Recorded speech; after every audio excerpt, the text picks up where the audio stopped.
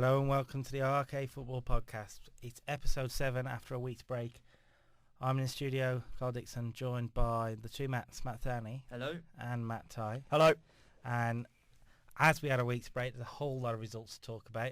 And before we go on to how Villa are like top of the form table, all right, maybe not, but close enough. They're not bottom of something. Not bottom, yeah. There's a lot of results this weekend to talk about in particular. Maybe we should probably start with the game of the season. What do you reckon? What, Villa against West Brom? No, that was by far not the game of the season. That was worse than the Man United performance. That was so boring. Yes. I'm talking about Norwich City 4, Liverpool 5. The game that defines, as long as we can outscore them, it's fine. Yeah, and the game that defined how Jurgen Klopp needs glasses. He should have gone to Specsavers. I think it just shows how, bad Liverpool's defending is. Norwich can get away with it because they're just been promoted. But we're talking about Liverpool, a side that are trying to get into Europe, cannot be conceding 4 goals against Norwich. Yeah. They can't.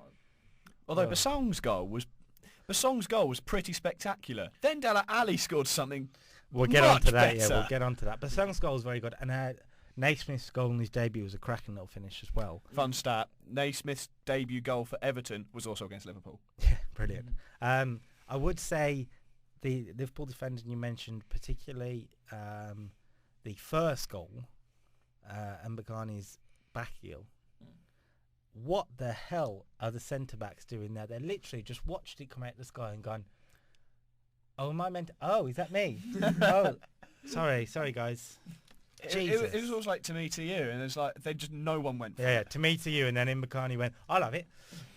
I just Back don't heel done. understand. I respect what Jurgen Klopp has come out and said. He said he's putting an end to the set piece problems at Liverpool this week. It's not yet. No. What I mean is fingers crossed that he can, because if so, does that mean that he's signing someone this transfer window who is going to be a marquee signing in the central area? Well, in a sense, he already has with Stephen Colker, but he's their 4th choice striker at the moment.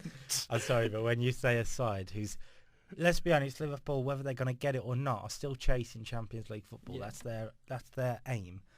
When a side goes, we need to fix our defensive problems. Let's sign Stephen Corker. The guy who's on loan at Southampton who can't can't even get a game. Don't get me wrong, he's a good central defender. He's a bright spot for English football, but he's not Liverpool standout worthy. Do you know what I mean? No. Maybe in a few years, but not now. Yeah. And as I say, he's a great striker. So, where do... I want to speak about actually the fact that going into the game, Liverpool has dropped Christian Benteke. And he brought him on to make a difference. Has he sort of pushed himself back into that first starting 11 position? I don't know. He didn't score. No, but he made an impact when he came on, you see. He's making the impact, yes, but when you got Firmino, who's got something like 4 goals in his last 2 games, versus Benteke, who's got none in 7. Something like that, yeah.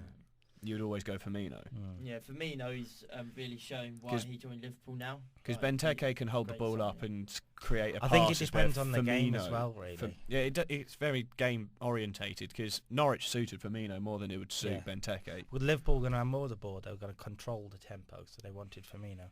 When they're playing an Arsenal or a City, they're going to want someone who can hold the ball up when you're under pressure. So he could come back in for that. I'm pretty sure they've got Tottenham next or something like that. They've got Stoke in the Cup on Tuesday, so he could be played then. Premier League-wise, though, in a couple of weeks. Okay, so that was a great start to the weekend. And then we went into... We'll start with Leicester, who are comfortably top of the league as well. I know it's 3 points, but the way they did it on against Stoke on Saturday was just phenomenal. Yeah, it looked like a genuine title-winning side. Stoke aren't a bad side at all. Do you know what I mean? I mean, because Stoke didn't play like they should have lost 3-0. Stoke gave a good effort. Everyone says, "Oh yeah, they just didn't have Marko Arnautovic," but I'm sorry, you can't blame one player for you losing 3-0. They still had quality in their sides Yeah. because they had Shaqiri back as well, and they also had Boyan, Afellay, Charlie Adam on his day can create a good pass. Yeah, definitely. So it wasn't a Juve. weak Stoke and Juve. I would say what won the game for Leicester particularly was the clinical nature up front. Riyad Mahrez. Riyad Mahrez, on Jamie the- Vardy, Shinji Okazaki. I think the key was Kante for Leicester because he just broke down pretty much Oh, yeah. every Stoke attack. Yeah. But I was saying to Matt that these players that are going to these smaller Premier League sides like Kante, no one really heard of him before he went to Leicester. He's having a brilliant season, but let's be honest, would he go if he went to a bigger side? Would he do the same? No, because he wouldn't get played. Well, that's So the thing. he can't. Too many big sides now. The Cities, the Chelseas, the Man Uniteds.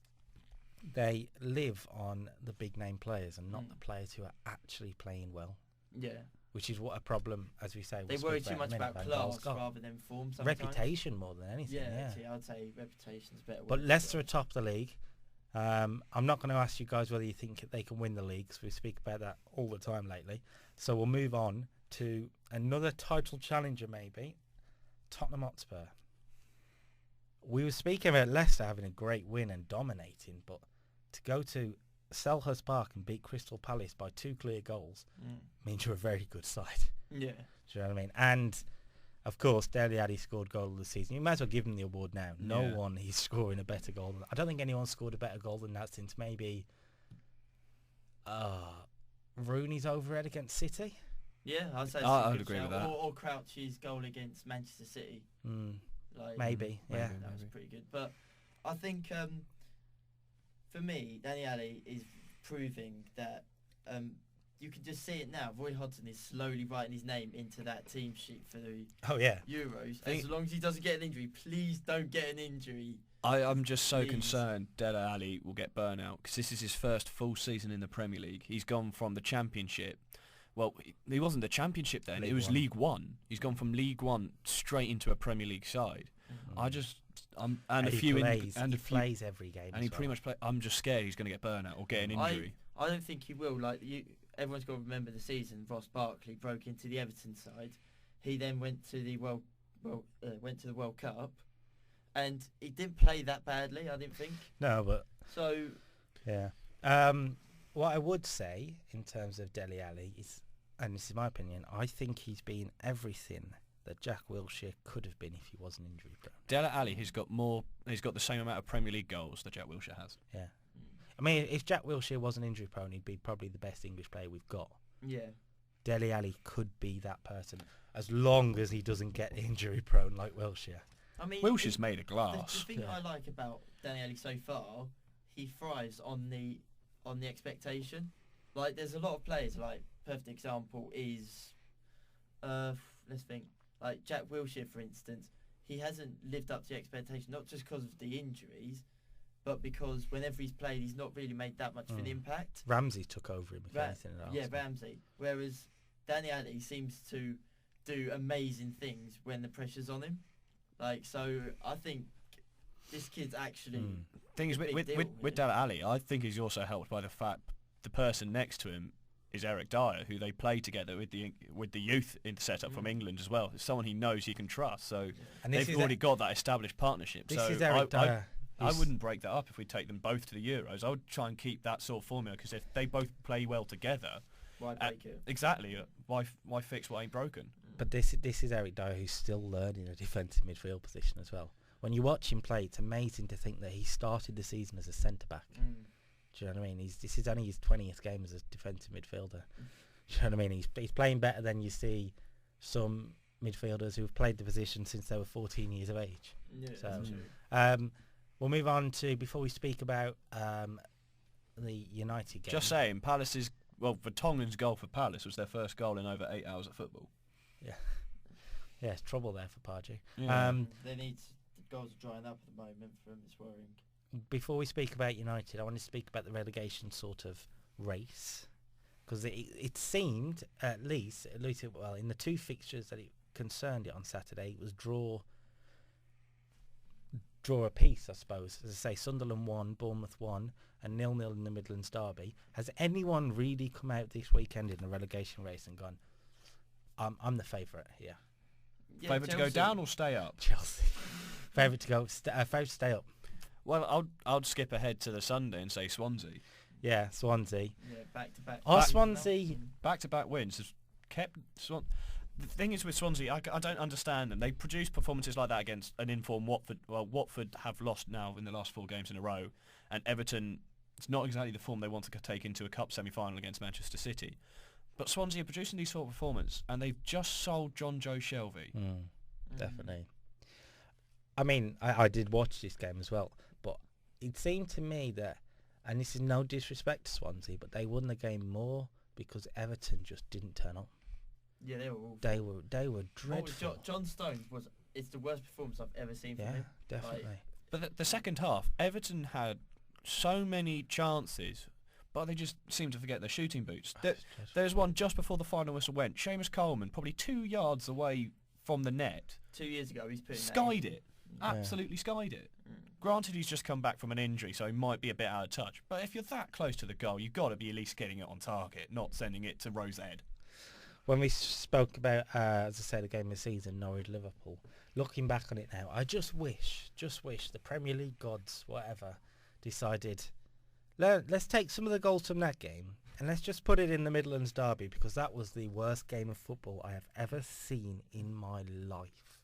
I don't know. I'd put Bolton Blackburn for 2007-8 up there. Oh, the only thing that saved that game was Kevin Nolan's belter of a goal. There wasn't even that though. This was just there like. So I mean, I've read a couple of reports after all, and Sky Sports and BBC and whatnot were considering. They said in the second half, Rudy Gestede had a brilliant headed chance, and I thought to myself, the only header I can think of is one where he weakly headed it towards goal, and it sort of like bounced 6 times and then dropped wide of the post. And I thought, wow, the game was that bad, that bad. It was dreadful. But on the plus side, Villa are 5 games unbeaten now, which for a side best like run in us, something like 4 years. Yeah, for a side like us, it's actually huge because one thing that does worry me about West Brom, for instance, is Barahino. He's in that side, and he come on, didn't he, against Villa? But he's not making an impact because he doesn't want to play there anymore. Yeah, they've got to get rid of him. That's what worries me. Why haven't Tottenham come in for him? Well, it's not even Tottenham. Like, if anyone puts a bid in for him, he's probably going to go now. Why hasn't anyone, though? Yeah. This is what I'm saying. I think people have looked at the way he's reacted this season. He's reacted very childishly. He's decided he don't want to play for the club, so he's not going to put effort in. And the new clubs have gone, we don't want that. And he's really turned off buys, and he's ruined his career now. If he doesn't leave this month, I mean, as I say, I could be wrong, I usually are, but if he doesn't leave this month, there's a chance that his career will never recover. And he'll end up somewhere like... And he'll end up a Championship League 1 striker, which is a huge shame because of the talent he's got, but it shows that you have to be professional in the game. Man City's poor away form continues. Man City's poor away form. Yeah, I was just thinking about how to sort of move into that. West Ham were brilliant. Yeah. Well, no, Dimitri Payet was Payet. Oh, he gets better and better every game. Yeah. If Özil wasn't playing as well as he is, he would be the best attacking midfielder in the league by far. I mean, Chelsea or Liverpool or Tottenham, even Tottenham will look at him and go, "Oh, I wish we snapped him up." He should be playing higher than West Ham. He should be, but then will he be guaranteed the game time? Yeah, because like, I was going to say Liverpool, they got Philip Coutinho. I think he's as good as Coutinho.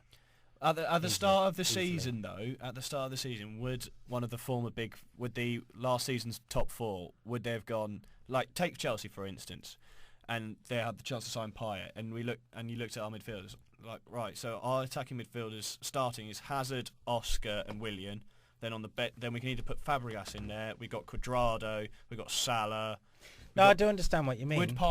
Where would Payet fit into that at the start of the season? I think that's only because he came from French football and people go, oh, it's French exactly. football. That's what I mean. But before the transfer window opened in the summer, I was saying to the likes of Matt, I think I said it to you as well, that Dimitri Payet is a fantastic player, and I wouldn't be surprised if it does come in the Premier League. It shows how good he is, that he's taken his ability and form in the French leagues, which, as we say, it's not the most talented of leagues, and he's replicating it again in the Premier League.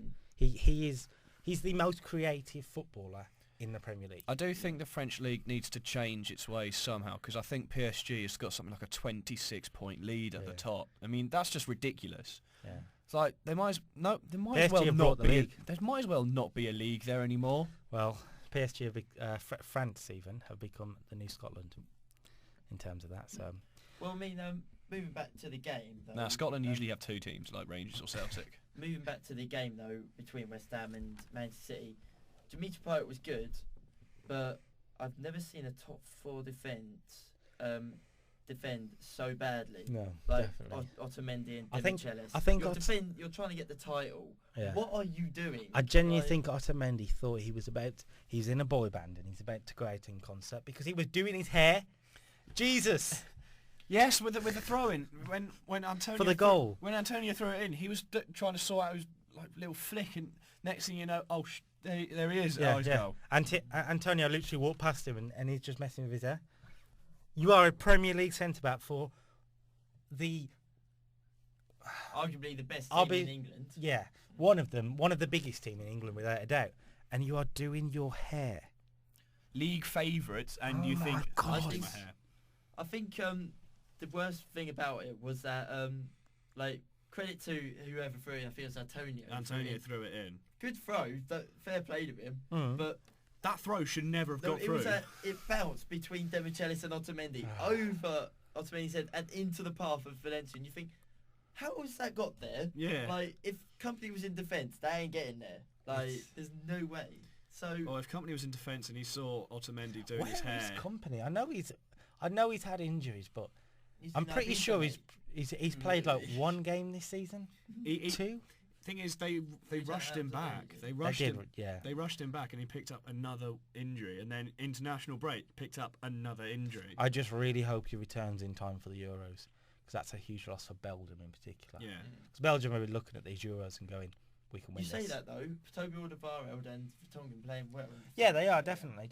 But you'd much rather have Vertonghen at left back and Company in there if you could. But Manchester City will, in my opinion, will not win the title this season because of those two things, as bad as they are. The thing is, City have never had a fantastic away form. If you look back when they last won the league, everyone goes, well, if anything, it's going to be their away form that cost them. Because I remember one game they were losing, I think 3-1 against Fulham.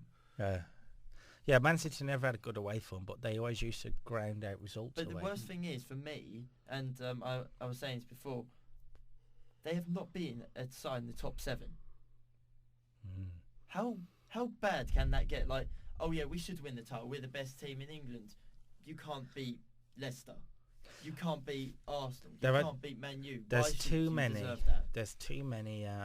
City players living on a reputation. Yeah. I mean, in particular, to single one out on Saturday, Yaya Toure in the opening minute there. Literally, this is... I think it was Antonio, and yes, Antonio's quick, but he could have just walked past him. Do you know what I mean? Yaya Toure just went, "Oh, have we kicked off? Oh, all right." Yeah, I really don't want to make Yaya Toure's attitude, because there's the infamous cake gate a few years back when they didn't celebrate his birthday, and he's still got a bee in his bonnet for not being African Player of the Year. Yeah, I mean, Aubameyang has hit back at him as well. He's rightly so. Yeah, the way Yaya Toure acted was similar to how one of the 4-year-olds I teach football when I told him he can't play. I don't understand why he thinks he should be African Player of the Year. He's going on about the fact that they treat league form more than what he's done for his country. And it's like, if you're going to go for anything about what they've done for the country, it's going to be Drogba every time, because he broke apart a civil war. Yeah, but of course they go on club form. I mean, all right, and by that look, Lionel Messi is not the best player in the world. Yeah, exactly. Do you know what I mean? What the best player in the world? Yes, Muller. Yeah. Ridiculous. We'll move on. We'll move on to another ridiculous. We'll get to it now. We will get to it. Louis van Gaal, Manchester United's troubles. It's getting worse and worse and worse. And while it wasn't 0-0, Man United would have wished it was. But do you know I'm a little bit more peeved off at Man United? They done me out of £3,000. All they had to do was hold on for 3 more minutes. But no, Charlie Austin, Damn you, the Charlie new Austin. signing for Southampton, decided to go, oh, there's a goal there, I'm going to head it in. And Man United like, nah, yeah, go for it. United's defending was appalling. Paddy McNair was meant to be the man marking him. And it was like a typical striker move. I'll fake to go forward, then I'll cut round the back. And Paddy McNair went, okay, and just left it. And Charlie Austin was there like, I've got all this space, in we go. Best Paddy McNair impression I've ever seen. Yeah. Like a lady walking with a load of handbags down the street. It's been a tough weekend for Van Gaal, not just the result. I know David Gill after the game came out to 5 Live, I believe, and said, I'm not going to tell you we're playing attractive football because we're not. And I don't like how we're playing per se. This is the Man United chief executive. So that tells you the pressure's on Van Gaal at this point. When asked about Van Gaal's future, he just sort of went, I'm not going to talk about that at the minute. And do you know the worst thing is, and this is, in my opinion, why he won't be there at the end of the season, when you come out and say, like, he is not fulfilling the fans' expectations, then I'm sorry, go then. Like, if you know that, then either sign someone this summer that will change that, this month, January, that will change that, or get out. Who wants to go to Man United? What top player would want to go to Man United right now? I think anyone, personally. No, I don't think they would, because Man United aren't getting the title this year. No way. They're not going to win the Champions League. Yeah. The top players out there, the players that are playing for the, I don't know, say defensively, they need a top quality defensive player. Thiago Silva at PSG. Why would he leave PSG to join Man United right now?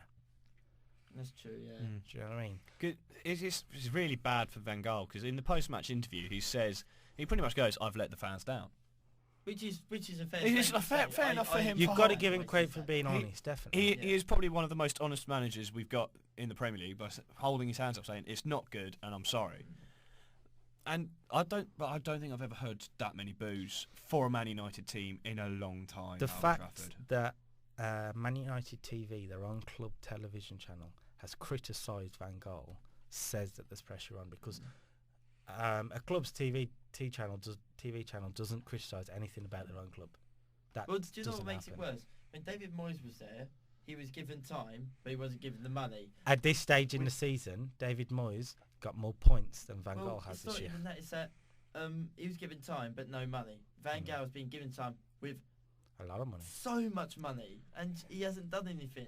Like, the signings he's made since he's been there haven't. Moyes, one piece of silverware is going to Old Trafford, you feel, as well. Not one. Moyes' two major signings are Fellaini and Mata. Fellaini's not really performing at the moment, but Mata, when he gets his chance, he's doing all right. If you think about Van Gaal's signing, Di Maria was there for a season and gone.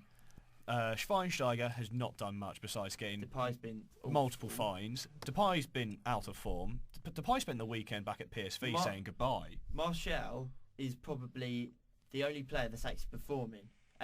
But the problem is they're not playing him in the position he should be playing in. Yeah. The question is now with Van Gaal, this is the feeling I get now anyway. It's not whether will he be Man United manager next season. Will he be Man United manager by the time the end of the season comes? Do you know what I mean? I can definitely see them sacking him and putting Ryan Giggs in charge. Giggs at the end of the season? Yeah, guarantee you. One thing I think we shouldn't forget though, Saints have now won their last 3. And it's a good turnaround for signing Charlie Austin, because I had a feeling that Shane Long wasn't going to be enough for him. Well, Shane Long might be on his way out.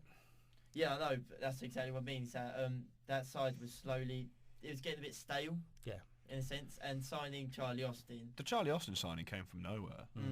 Definitely. I mean, brilliant. On the last episode 2 weeks ago now, I remember saying I can't see anyone going in for Charlie Austin. I can't see anyone being interested.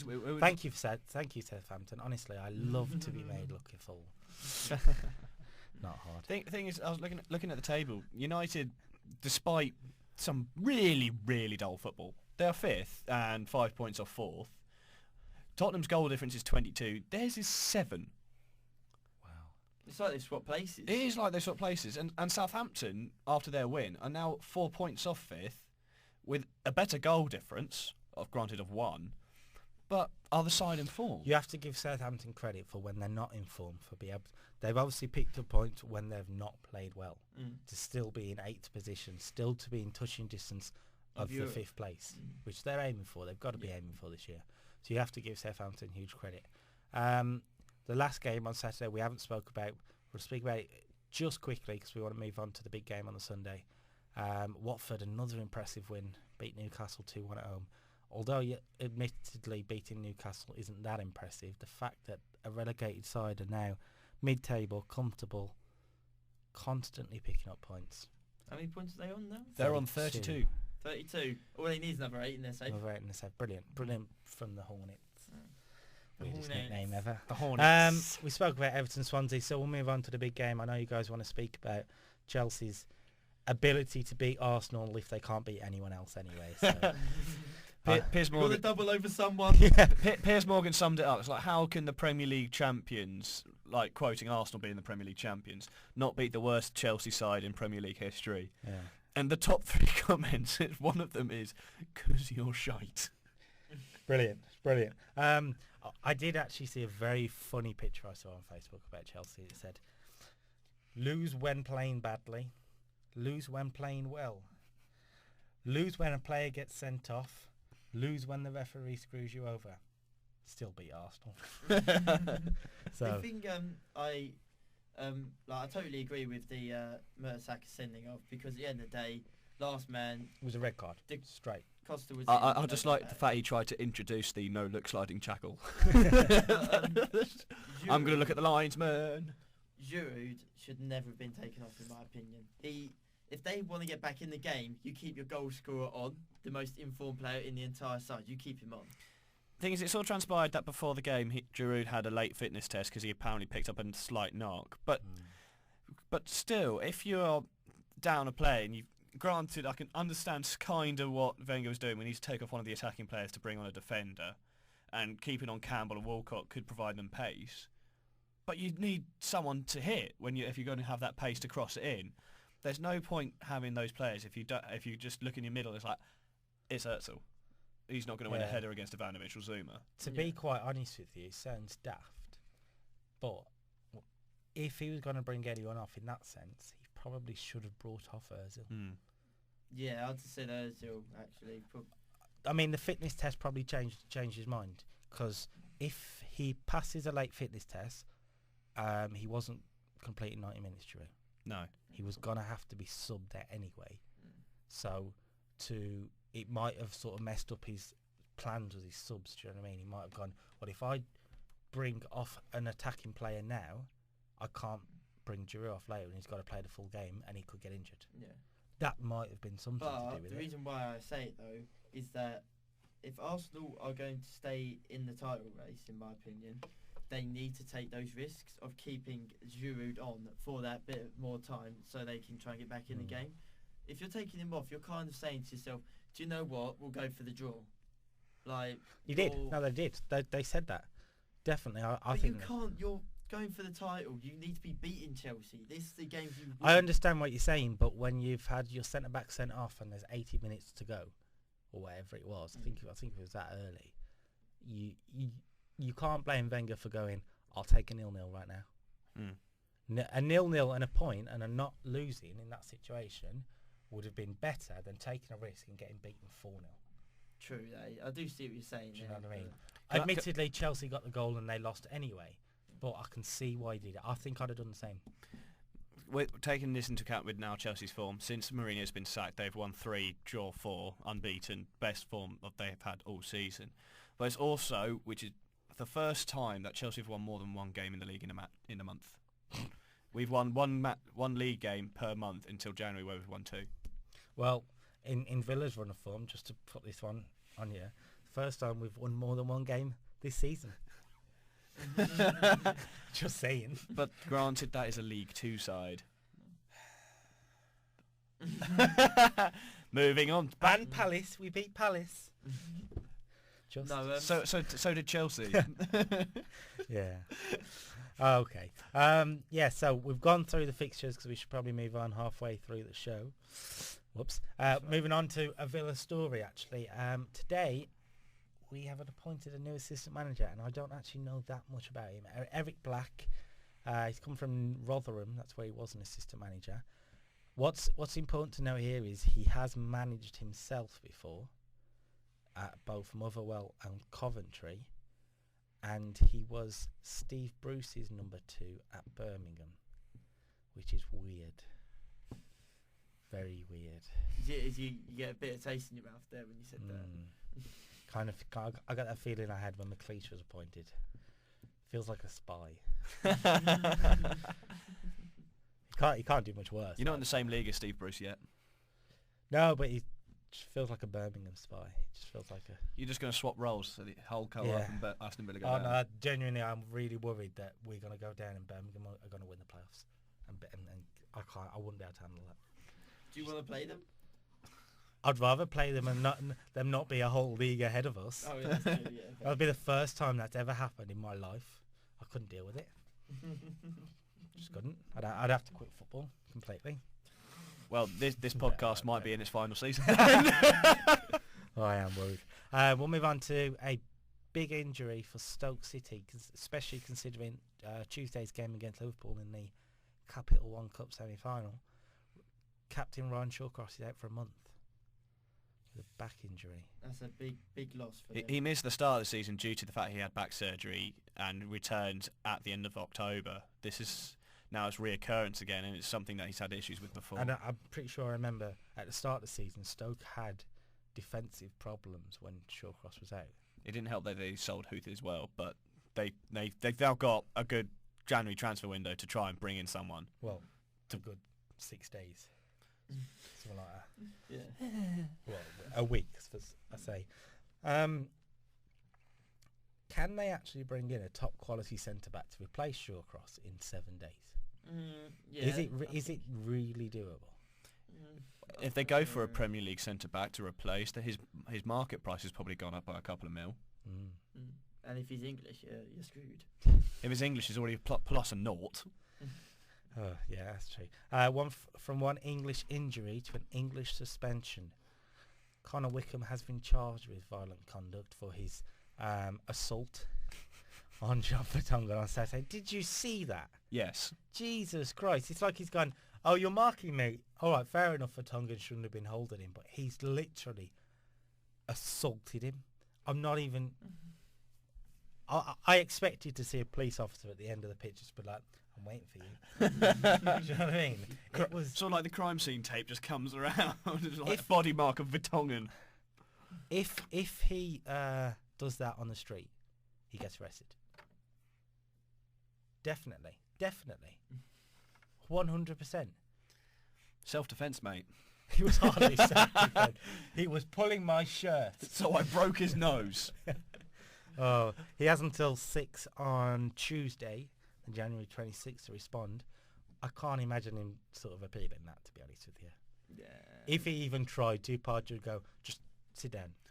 Just when no. when Pardew is giving you like behavioural management, Yeah. you should sit down. Yeah, Pardew just went to him after the game. I know a guy, right?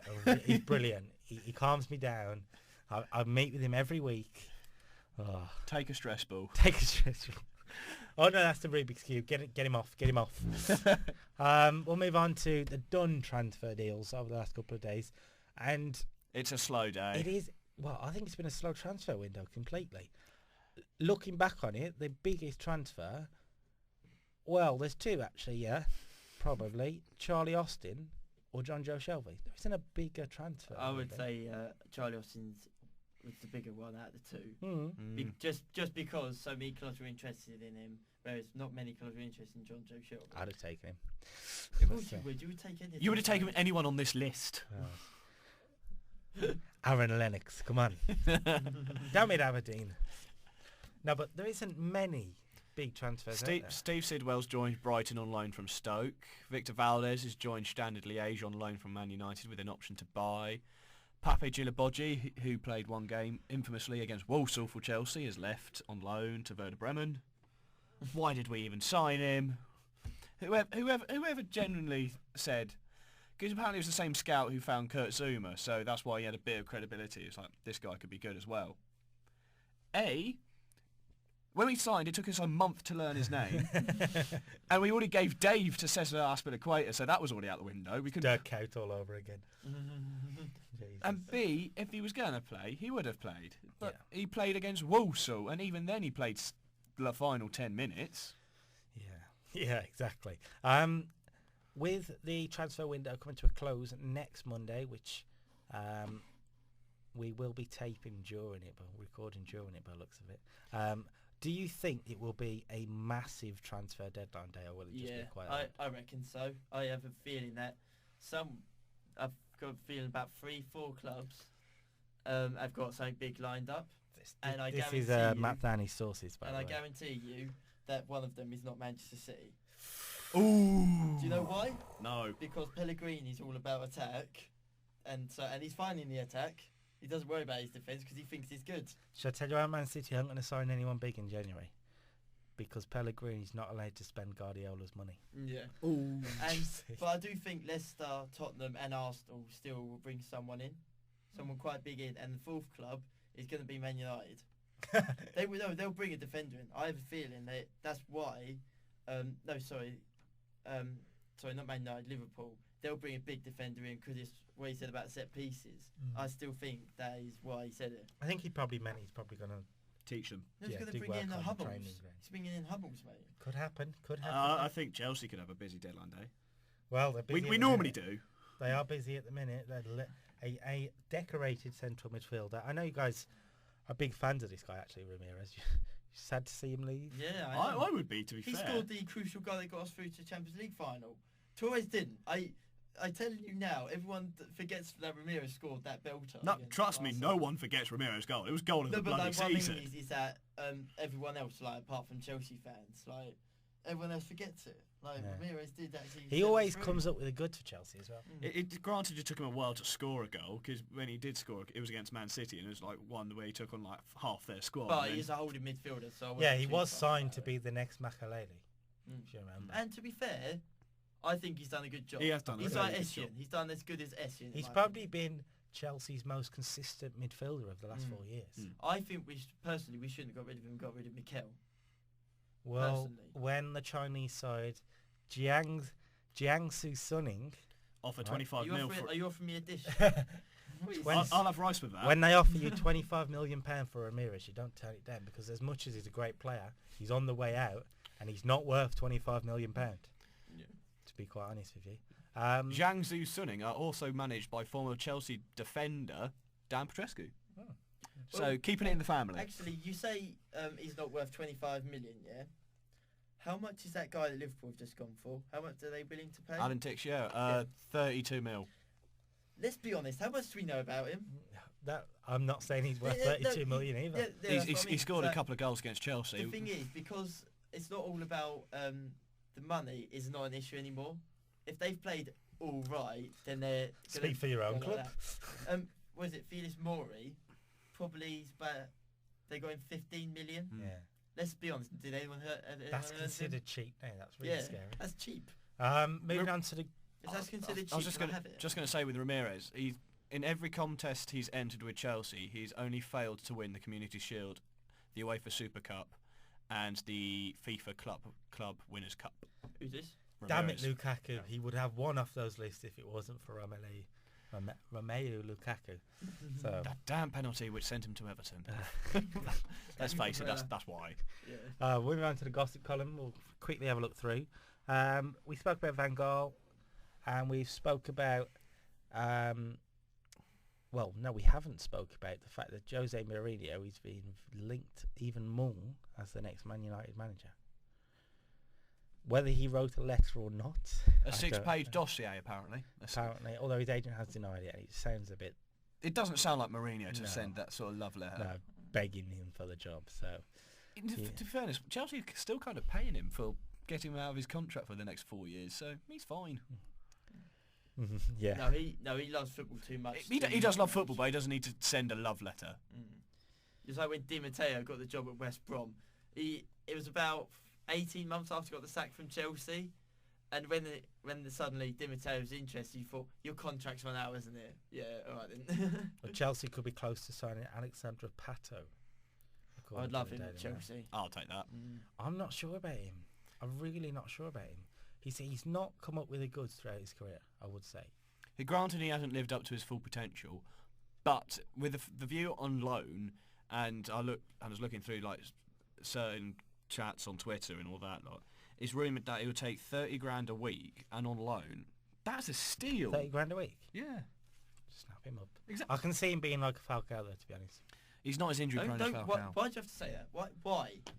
The why? Falcao curse. Turn your mic off. Turn your mic off. Right, go. To be honest, if Pato wants to play in the Premier League, are you going to really say no to him, like as a Villa fan? He just turns up on your doorstep. No. No. No. No, Pato, no. It'd be one of those. Be like, yeah, we'll take. I must tell you though, to be fair, you won't score. You have to wear. You won't win. You have to wear this. You might for play about another 5 months as well. Yeah. Hey, the strip's nice. I want to play in the Premier League. know. Well, you've got a good 5 months. I got the yellow one. Jiang Suning are also tracking Roma forward Gervinho. Yeah. Oh, his career's gone downhill since Arsenal. That forehead. That forehead. Mita Sissoko wants to leave Newcastle apparently as well. After the Euros, he said. He said if depending on how the Euros goes, he will leave. Well, there's a lot of players like that actually. If they have a good Euros, they're I was going to say. They started. So basically, like any other player, if you have a good Euros, you're going to leave. Okay. West Ham midfielder Alex Song says he took off his protective glasses during Saturday's draw with Man City because he could not see properly, even though not wearing them is a risk. Yeah, he came on with Edgar Davids glasses. So he's wearing glasses and they're not helping him see. Well, they're sort of like they're the tinted ones like Edgar Davids. He's got an issue with his cataracts. No, I know. It's just funny how he goes. Yeah, they're supposed to help you. Nah, I can't see. Nope. Like if you wore that mask that Matic has worn this season, if it like covering your eyes, I need to take it off. Fabrizio Colaccini believes that his teammates are being too nice on the pitch and their lack of nastiness is costing them in the league. In other news, Newcastle have just put in a bid for Connor Wickham. That's a joke, by the way.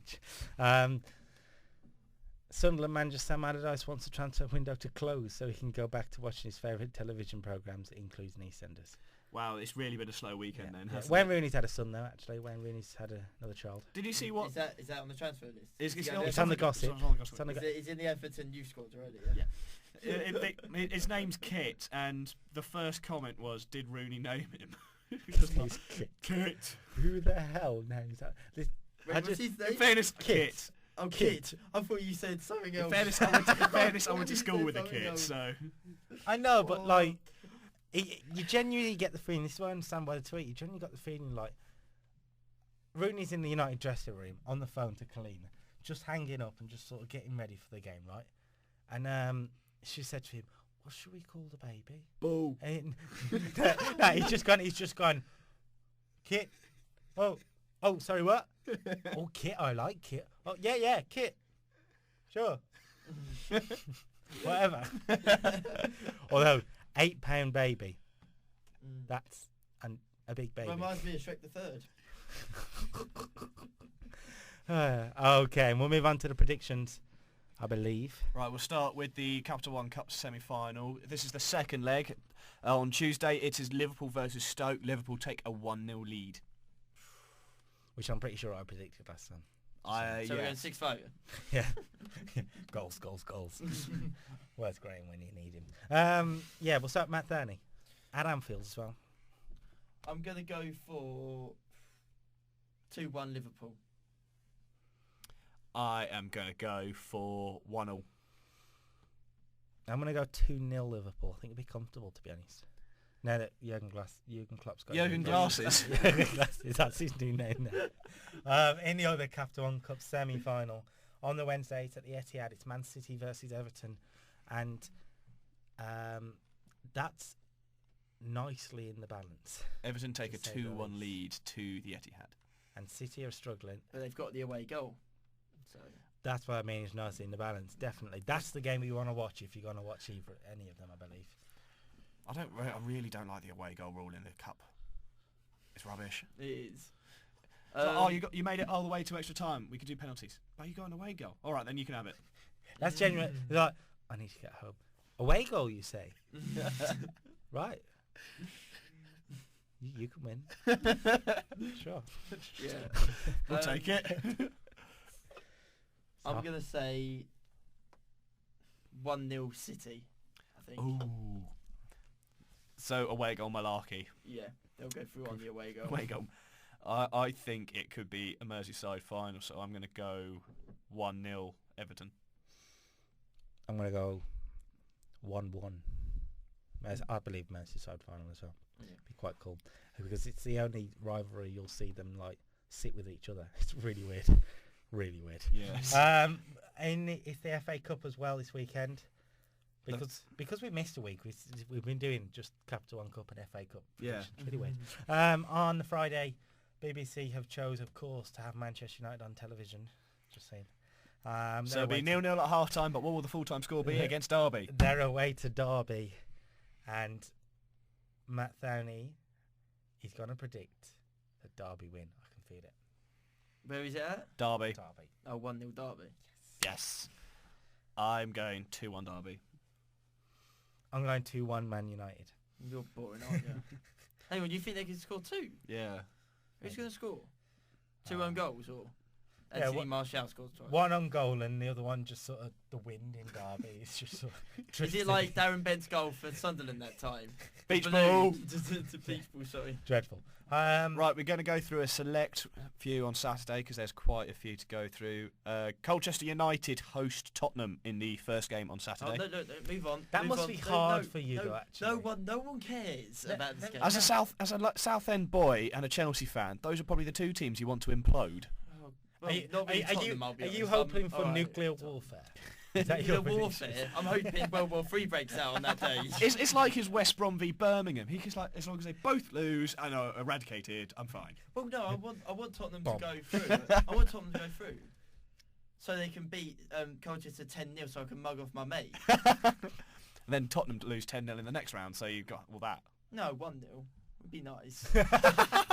Matt Downey predictions. Okay. 10-0 Tottenham. Oh God. I'm gonna go for 4-0 Tottenham, and that is not at all biased. See, Sure. I don't know what to go for because I feel there's going to be an upset because we haven't had one of note besides Oxford beating Swansea. And as much as I'd love to see Matt's face that Colchester got further than Southend in the cup by knocking out Tottenham. They have anyway. Yeah, well, they have anyway. Yeah, because we got knocked out in the first round. Sorry. What round did you get knocked out in? Shut up. Even Villa did better than that. Just. you Hang on, had, even you Villa had done 2 better- attempts hang on, at the wait, third wait, round. Wait, Villa done better than that. We started for the third round, you started off at the third, so I mean, how could you do better? They made it through to the next round and you didn't. That's- Details. Detail. I think it will be 2-2 in the Colchester-Tottenham game. I'm going 2-0 Tottenham. Comfortable. Arsenal host Burnley in one of the 3 o'clockers. An ex-Premier League affair. Yeah. It's got to be an Arsenal win, surely, Matt. You would think so, wouldn't you? Yeah, I'd say 2-0 Arsenal. I really can't stand Burnley. 6-0 Arsenal. I hate Burnley, I do. No, 2-0 Arsenal. 2-0. 6-0. What? I really hate Burnley. And in the game that I'm hoping there will be an upset if there is one that weekend, Aston Villa hosts Manchester City. Now, before you guys predict this, just remember, in this fixture a couple of months ago in the Premier League, we kept a clean sheet and it finished 0-0. Yeah. So, bring it on. 3-0 City. I'll take that. I think this could actually surprise a lot of people. I'm going to be nice. 1-0 Villa.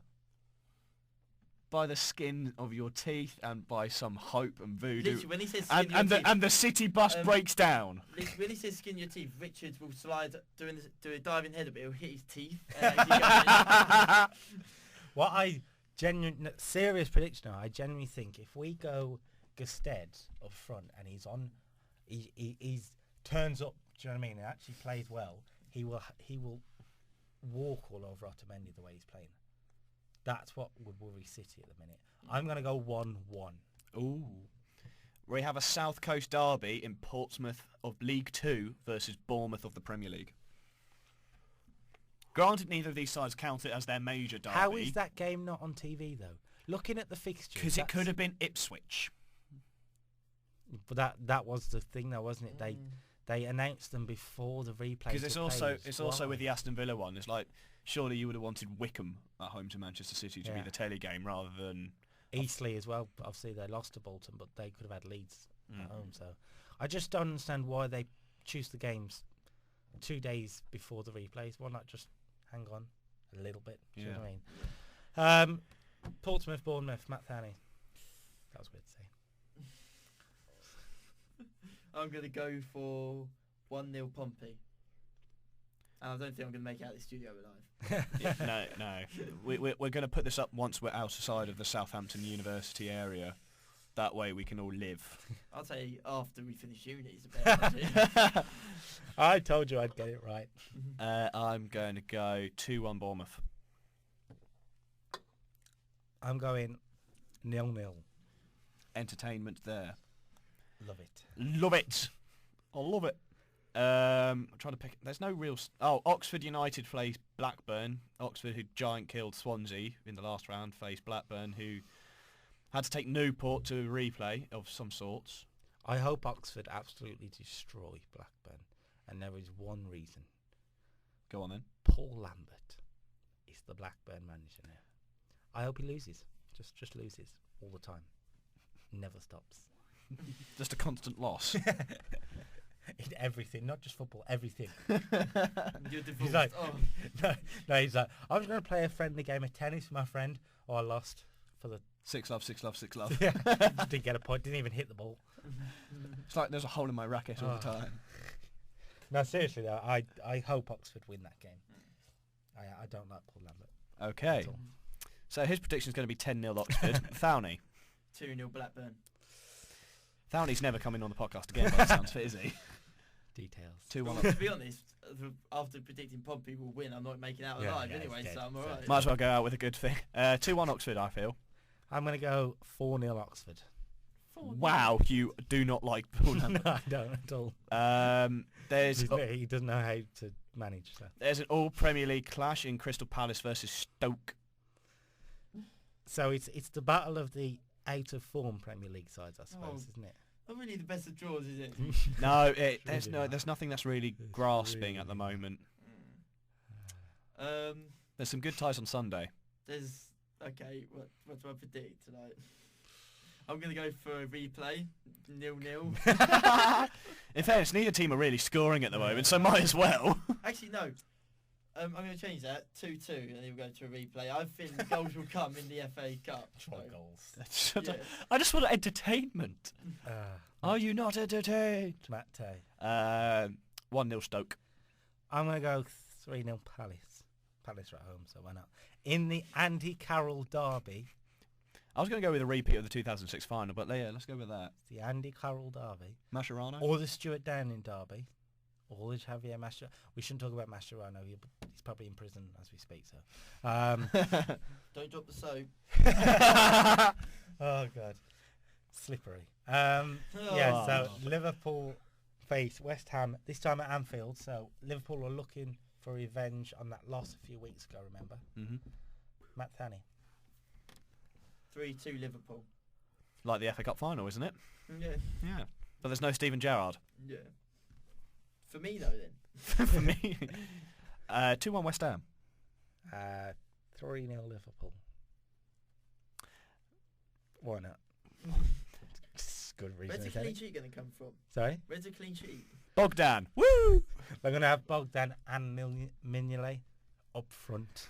Oh, And have the one they recalled off loan from Aberdeen in goal. No, Benteke in goal. He's probably he'll just stand there and just go, no goal, no goal for you.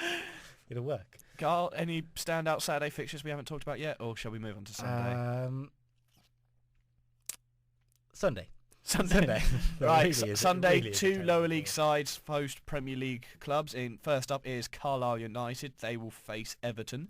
So what's interesting to note about this is how important the midweek game against City is, because if Everton lose that and get dumped out at the semi-final stage, they might look for a response at Carlisle and go, you know what, let's beat them 4-5. well, they've got to play different sport anyway. I feel like we had this Sorry? conversation last time when they played Dagenham.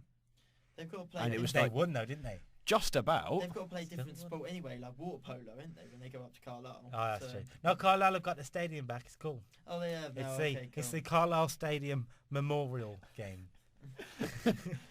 They finally discovered what a drain is. Yeah, and they found Atlantis down there somewhere, I think. Apparently the Titanic was moored there for a bit as well. No, I think That's where that iceberg was. I think the Carlisle. midweek game will play its part. I'm gonna go for 2-0 Carlisle. Well, I went 1-0 Everton, so based on that, Everton will win 3-0 against Carlisle. 4-0 Everton. Right, and the last of the fourth round matches, as it stands until they go to replays, is MK Dons will host a rejuvenated Chelsea. See, is that like... I know Milton Keynes isn't London, but it's close enough. Is it like a derby? No. Not even remotely close to No. a derby?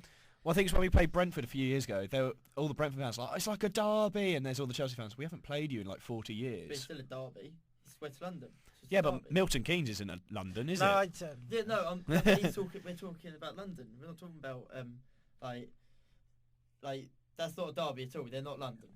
close enough. No. Okay. So Close enough. Norwich is quite close to what is it? Norwich is quite close to Essex. Norwich? Apparently. Yeah. Is it? No. Yeah, because it's 3 hours away. That's about the same as Milton Keynes, isn't it? It's the same about Milton I don't Keynes know, I Dons. genuinely don't know. Like it's quite far I away. guess Matt didn't do isn't it? geography. No, at uni. no, Trust me, I did. Shut up. Look, Milton Keynes Dons is too far away for a derby. You can't say that's a derby at all. Those of them that still believe they're an essence of Wimbledon will believe that to be a derby because they want to keep that Wimbledon a bit alive. That's hence what the I was Dons. getting at, the Wimbledon thing, to be fair. Why is that game on TV? Because everyone hopes it'll be a repeat of Bradford versus Chelsea, where Chelsea went out of the fourth round to lower league opposition at this It's not. stage last season. Not gonna. Matt Thurney. The only thing that makes that side a big side is probably their stadium. That is it. Yeah, do you know that might be something to do with it? They might have gone, there isn't really any standout ties. Oh, but it's always good to go to the MK Don Stadium. It's a nice stadium to film at. Let's just go there. No, It is, to be fair. Stadium MK is pretty nice. I'm gonna go 2-1 Chelsea. 3-0 Chelsea. 4-0 Chelsea. Goals. Why not? It's going to be a slow weekend, we feel. I feel like it's going to be a slow weekend. Hopefully the FA Cup proves me wrong and we come here next week and go, we've had an amazing weekend of And FA Van Cup Gaal's action. been sacked. So Van Gaal's been sacked. Chelsea and Tottenham are out. Villa are the new favourites for the FA Cup. And when Okay, you so wake up from your Arsenal- dream... Everyone else Yeah. has gone out then, have they? Yeah. It's just Villa and Carlisle. One piece of news which we haven't really You've still spoke about, got which I saw about today. I know we're getting a bit close to time with about 50 seconds to go. Is the Scottish? Don't count me down. The Scottish FA announced their fixture lists for the 2016-17 season, and they've reintroduced a winter break. What are opinions on that? I think it's a good shout. It's blimmin' freezing out there. Well, that might be something to do with it because I know they've had a lot of postponement over the winter in Scotland. I might have just gone, you know what, you've basically had a winter break anyway. Let's just call it. Do you know what I mean? Is it really easy to do when your league is 8 teams? It's easier than in England. It's going to be so difficult to do a winter break. in England. I just want to know how they can eke their league out from August to May with only 8 teams in it, and they Because- still play about 30 Yeah, games. because what they do, Scottish League, they play each other twice, and then they split the league into 2 leagues, and then each mini league play each other again. That's what happens. The top, it's like the top. I believe there's 8. Did you say 18 teams? It's about 8 to 10. The top 9 and the bottom 9 are in 2 different leagues then, and then they only play bottom. Honestly, it's true. Gosh. Really? Yeah, from like April onwards. I didn't even know that. There's 12 teams. Oh yeah, I can see the 12 divide. teams, top 6 and bottom 6. Yeah. That's what happens. And then the bottom team of the bottom 6 will go down. Then the 11th place team will then play the second place team Yeah, so of it the works. championship In the playoff of who And goes was up it and the down. season before last that it was the first time in ages that the team that were in the league below actually beat the team? Yeah, Yeah. it's rare. It's rare it happens. Mm. Although it could be Rangers this year in that spot. Rangers are first, aren't they, in the championship? They are at the minute, but it's a tough league because they've got Hibs there as well. They've got Hibs, Falkirk, who not long ago were also in the top Yeah. division. It's a very close one in the Scottish First League One, I suppose. Yeah. And I think that's all we've got time for, actually, as I say. So we'll be back next week. Fingers crossed. It's a transfer window, so it's going to be a bit of a manic episode. So make sure you join us for that. Make sure you catch the weekend's football, or else you won't have a clue what we're talking about, of course. I've been Carl Dixon and Tim Matson in the studio, and we will see you next week. See ya. Yeah.